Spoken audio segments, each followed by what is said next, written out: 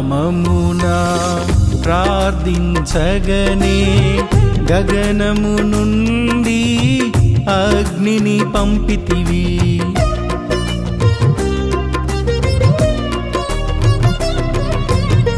నీ నామమున ప్రార్థించగనే గగనము నుండి అగ్నిని పంపితివి. వ్యాధి బాధలను తొలగించు నామం శత్రువుపై జయమిచ్చును.